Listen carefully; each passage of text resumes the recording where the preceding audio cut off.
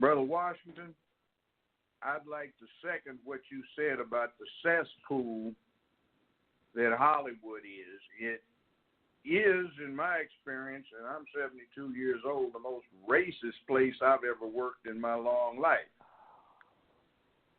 And some of the places are not just in the cesspool, they are sumps in the bottom of the cesspool. We are going to talk about Harriet Tubman, who was a brave and fine lady.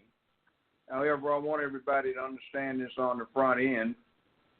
She was not seconded to a position on a bill of U.S. currency by ADOS, A-D-O-S, African descendants, American descendants of slave or slavery. She was not put up by black folk. 15 years ago, I heard the concept being pushed by these same scoundrels that wanted Julia Roberts to play Harriet Tubman because people had forgotten it so long ago. These same people were talking about, they thought they knew a way to drive a wedge between black men, black women, and also get a woman on a bill, since they wanted one of theirs on, but they'd take any woman. They said, let's pick a historic black figure, black female figure. They hadn't settled on Harriet Tubman, but they were looking for one, and they said this will also disrespect and obscure all of the contributions that black men have made, so it will further their insignificance. They kept putting it that way. But I think it is a horrible thing that this sordid Hollywood came up with one of their sick ideas to put this black woman out there for the specific purpose that I heard them articulate it over and over again, to drive a wedge between the black man and the black woman and diss the black man so that his contributions are obscured. They even talked about, if you were a worthy, great American in our past and in our history, you ought to be on a bill. And there are no black men, they said, that were worthy of that. And they used their false images. Well, there's another thing. If you're going to put men on the bills first, other than little sub-bills like silver dollars, either an actual one or a certificate for one, then if you're going to take men first and go through the whole spectrum, then how about black men up there?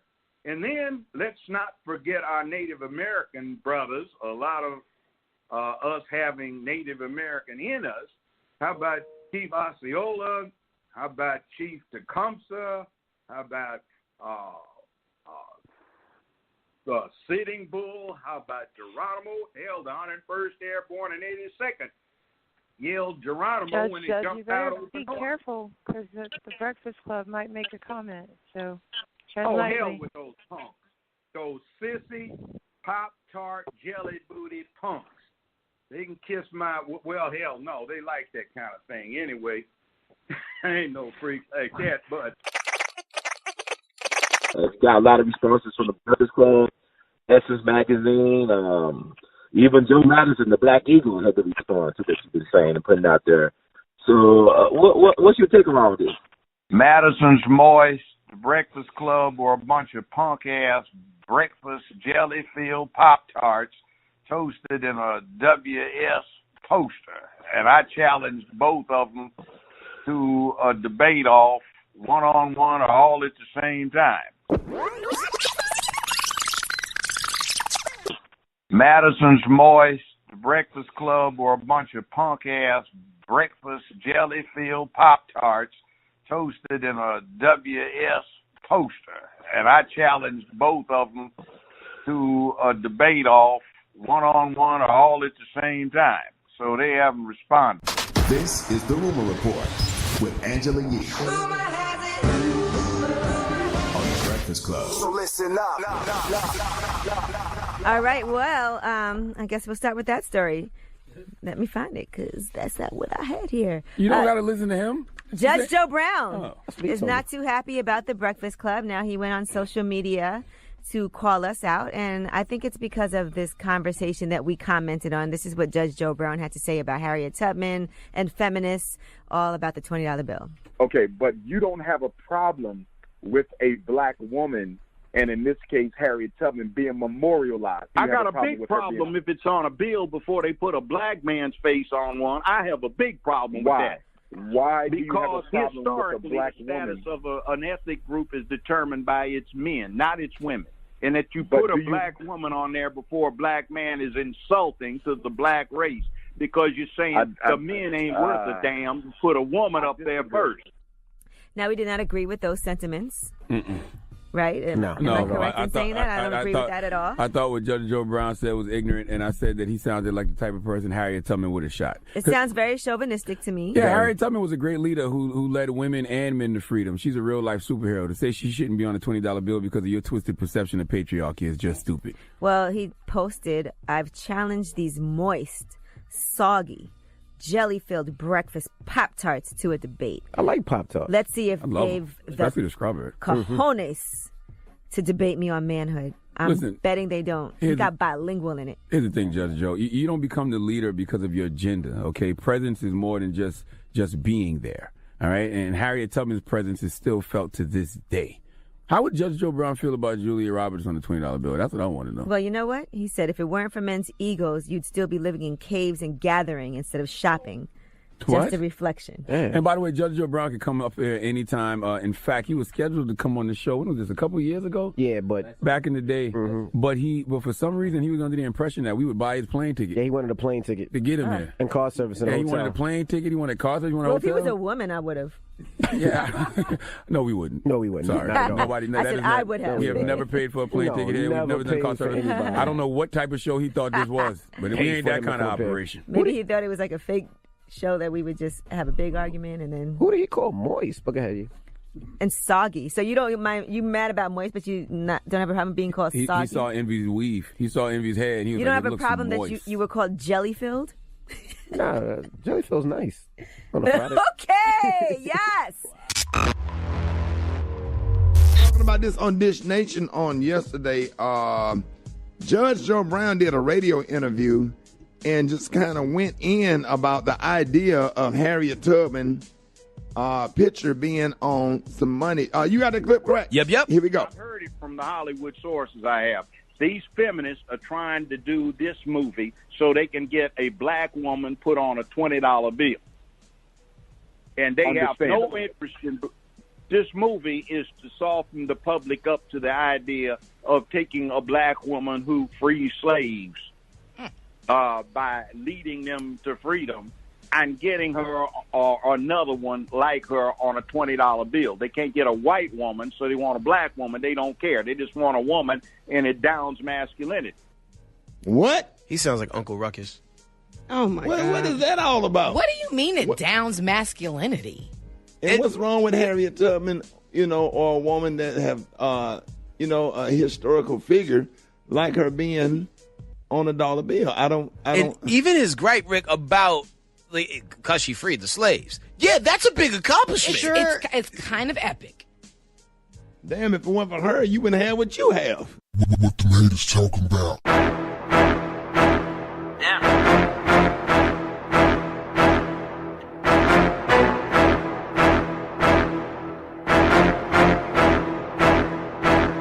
What's up, family? Judge Joe Brown believes that Harriet Tubman has no place on the $20 bill. He says that it's insulting to the black race. Now, why would he have these views?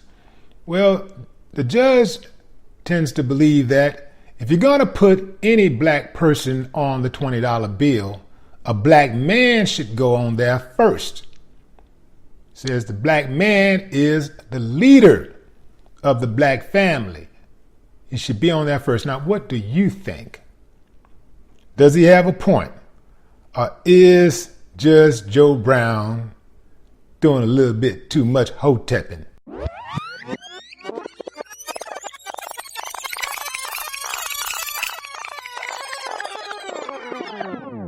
Is Judge Joe Brown doing a little bit too much hotepping? Free Joe Brown! Free Joe Brown! Free Judge Joe Brown. Like what you saw? Was you feeling the vibe? Click on that box on the low and subscribe. Radio DJ. One nation, one station. Hello, guys. You are listening to Valerie Denise Jones. I hope and pray that you enjoyed today's audio clip because it was very interesting to edit, to say the least. Yes, Philo the Great, I used the word interesting because it was very interesting to note how people truly feel about Judge Joe Brown. Oh my God, the world is full of surprises. Yes, it is. Speaking of surprises, Philo, I've got quite a few up my sleeve, so I want to bless you, the people in the comment section, plus the supporters of this channel. I want to bless you guys with a few things, so stay tuned for that. Right now, what I'd like to do is I'd like to patch you in to a previously recorded broadcast featuring the judge and also actor Isaiah Washington. Yeah, I've been acting for 30 years. The most recent piece that I've been known for, Chancellor Jaha, which is trending very well on Netflix. Also a CW network show, was on that show playing the leader of the remaining human race as Chancellor Thelonious Jaha from years 2013 to 2018. Everything before that is just a long time ago. Producer, actor, author, a man from another land, podcast, Isaiah Washington Speaks Again, be found on Spotify. On Twitter a lot, making a lot of noise. On Facebook a lot, making a lot of noise in support of President Trump, particularly for the First Step Act. Anybody and everybody who wants to know. I'm also one of the founders of the Legacy Republican Alliance. Helped push that along with the great Corinne Rankin, who will be joining us really, really soon. I'm very proud of the LRA. I'm very proud of the impact that it's already made in a short 2 months. We launched September 4th. That is the most recent, biggest, proudest thing that I'm most proud of in this political arena. And basically, I've been active since I was born. Since I saw roots in 1976, I've always had questions about our government, my place in it, since the 200 celebration of 1776. I still have questions. I'm a veteran. I still believe in the oath that I took to protect this nation against all enemies, foreign and domestic, whomever they may be. And I have quite a few people that believe the same thing. Okay, so real quick, this one is a given. I just have two questions for you. This one is a given, very, very short clip, and I just want to get your take on this. The film Harriet is getting Oscar buzz for its star Cynthia Erivo, but the screenwriter of the film said that in 1994, this is how long you've been working on this movie, a studio head wanted Julia Roberts, yes, Julia Roberts, to play Harriet Tubman. Come again? Oh, yes, screenwriter Gregory Allen Howard has said in a Q&A that a studio head who loved the script suggested in a meeting that Julia Roberts should play Harriet. And when someone pointed out that Julia, who is clearly a white woman, could not play a black icon, the response was, it was so long ago, no one is going to know the difference. Right, yeah, Gregory added that two films changed the climate in Hollywood for a film like Harriet to be made. 12 Years a Slave and Black Panther both became massive box office and critical hits. All right, Mr. Washington, that's it. I just want to know your thoughts regarding Hollywood and also, you know, turning one of our legends into a superhero. You know, let me be clear. I've never been a part of this thing called Hollywood. This is a very small town. It's really not that impressive when you go down to Hollywood Boulevard. Not very clean. You may walk into feces today. It's pretty much a shitty city with a lot of shitty behavior and shitty spirits. And I say that with great candor.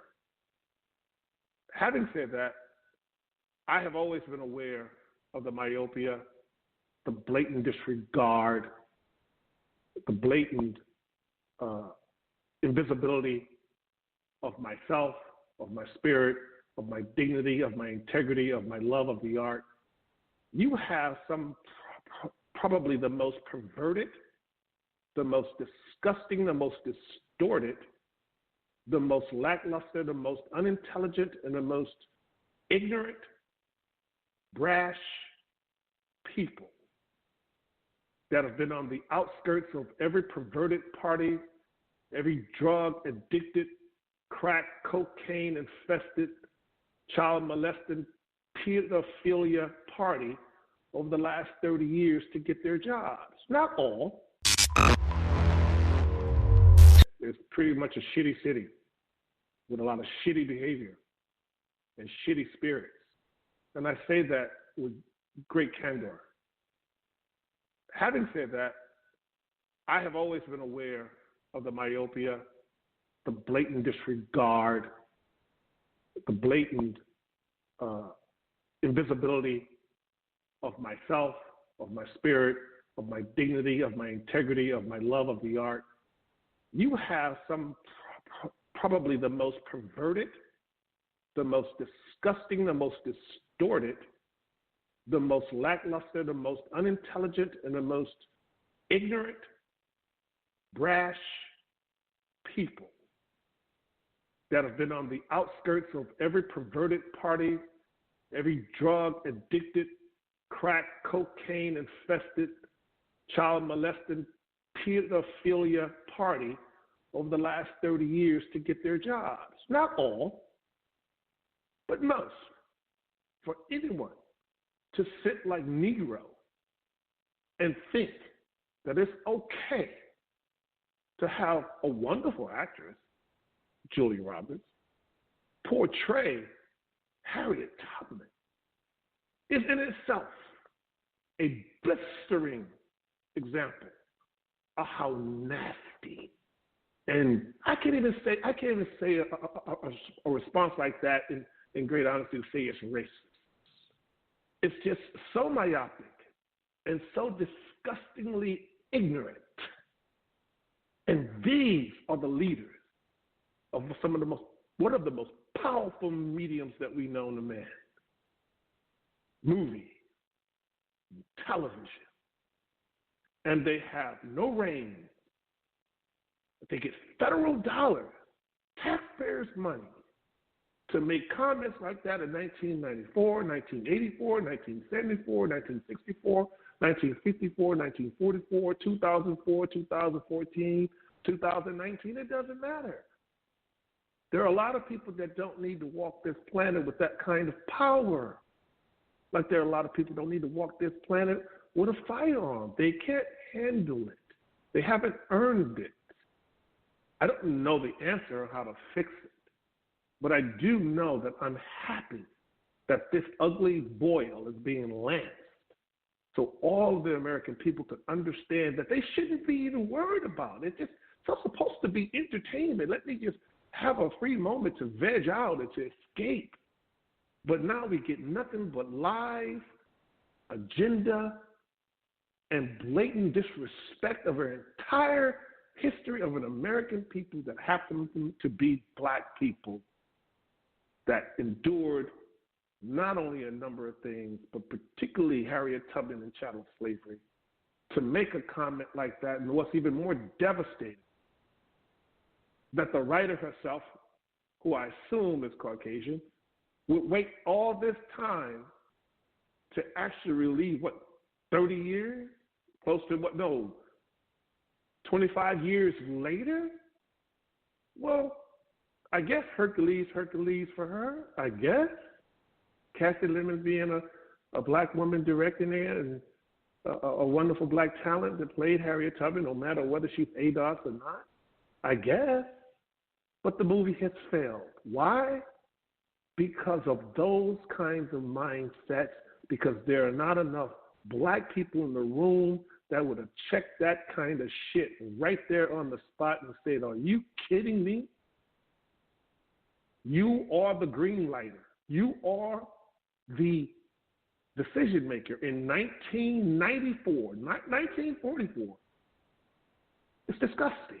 And I'm so glad that yet again we have another example of this kind of blatant ignorance.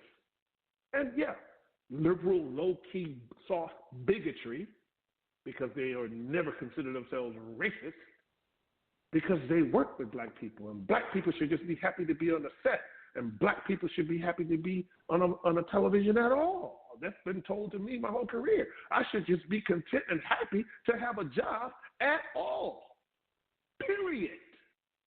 Let's not even talk about business.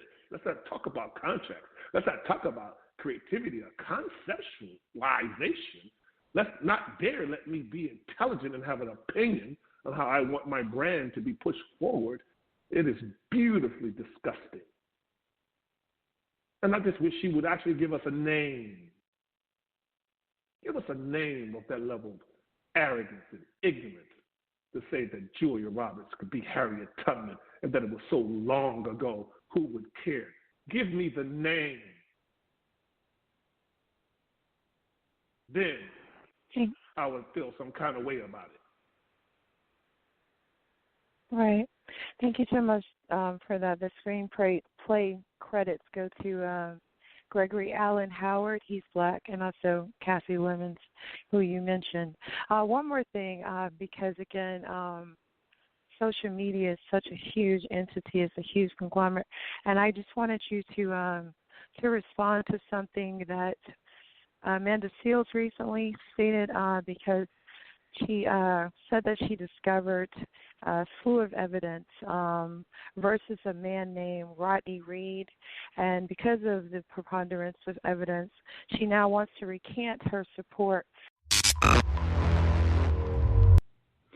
The campaign to stay the execution of Rodney Reed and exonerate him was launched by supporters of Rodney Reed who believe him to be innocent of the murder of Stacey Stites. This, I'm going to call it propaganda, though, was presented to people like you and me with a very decisive, clear-cut intention to not include the entire bigger picture of Rodney Reed as he presents as a criminal and danger to women. It is imperative that we acknowledge this because I know that many of us really fancy ourselves just good people. Like if there's an opportunity to help people, especially like in a very basic way, like signing a petition or donating, like we'll put ourselves to that, no problem. So when the Rodney Reed case was presented to us, and if you're someone like me, you read the materials that were presented with it and you felt, okay, like none of this seems, awry, you went ahead with the support. All right, so that's it, Mr. Washington. Again, I don't know if you got anything you'd like to say to the whole exoneration of, Rodney Reed. I don't know if you want to say anything about that. But my specific question is, do you think that celebrities should lend their brand to support social issues? That's the biggest deal. That's what I want you to address. You know I have something to say about this. Don't be intellectually dishonest with the audience. We talked about this beforehand. Of course, I have something to say for this. Sean King reached out to me on 2 separate occasions.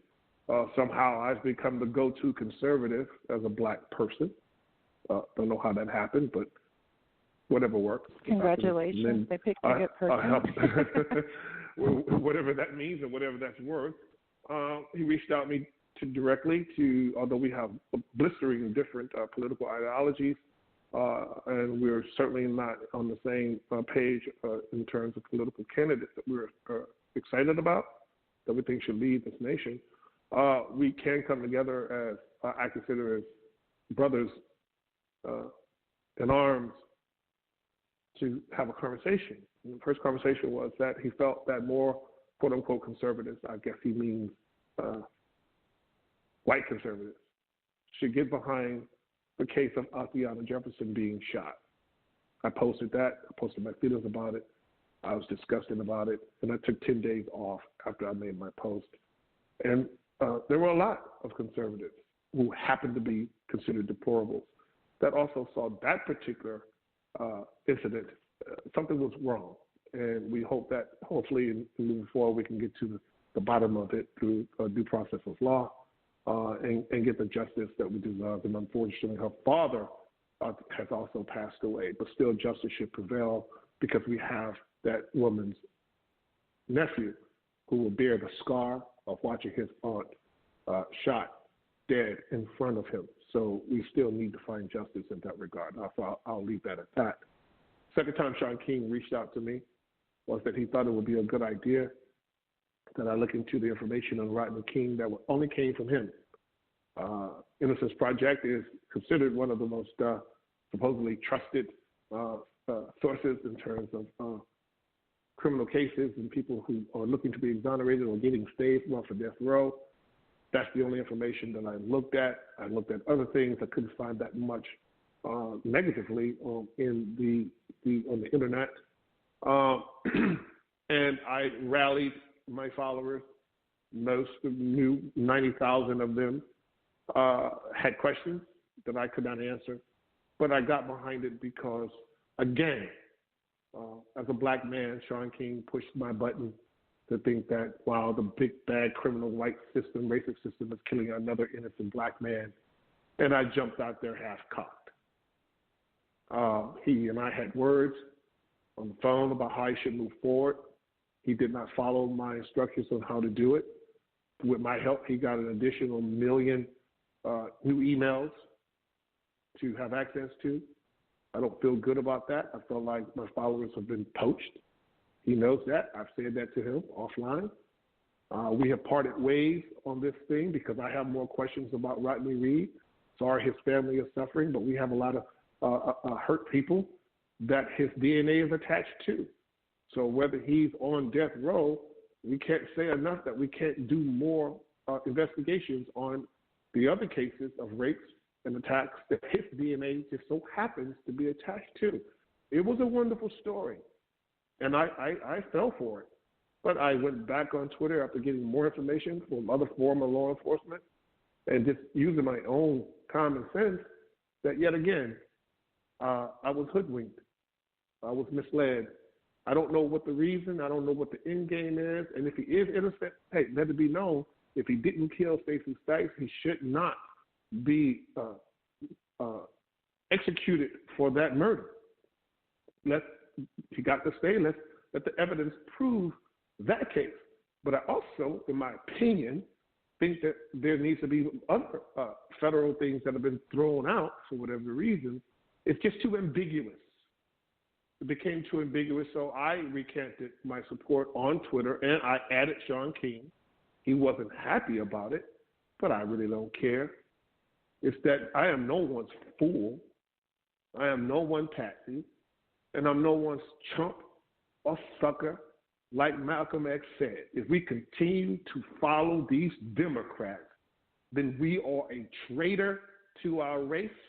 And the last little thing that Sean King tried to pull on me, even when I asked him to take the African ancestry DNA test so we could find out his African ancestry, everything that I've asked of him, he has never shown any reciprocity.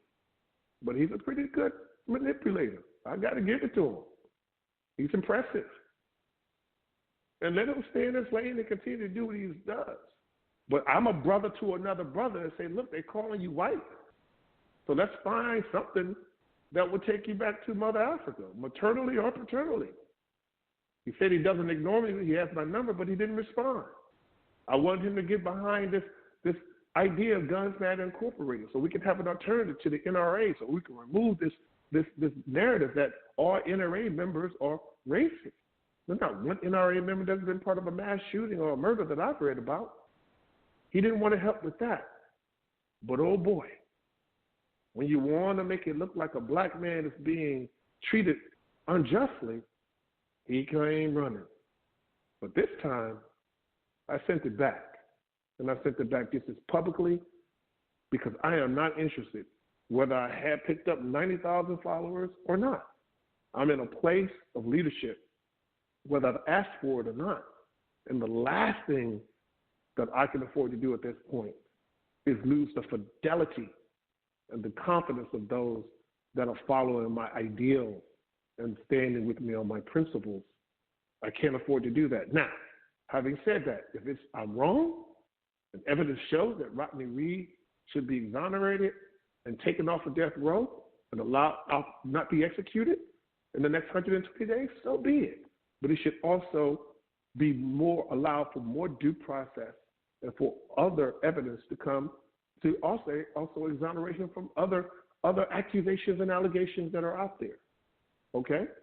Let justice prevail. But just getting people riled up to get all this attention and close to 4 million new emails to ask them for more money begs the question, what was it really all about? Whether he spends a dime of it or not, I found out from other sources that if you have 4 million new emails, you can sell that information. And I'm not saying that, I'm not putting out casting aspersions and trying to accuse the man of anything, but his behavior doesn't bespeak a person that I feel like I can trust anymore, just because you call me your brother. Thank you. I appreciate that. And I also encourage our listeners that if you feel that your participatory, stumbled on that, involvement was forced and you want to find out more regarding what Amanda Seales said, any allegations regarding Mr. Reed's duplicitous behavior, please go on YouTube. The video's on there. It's like 9 minutes. Very informative, very emotionally driven.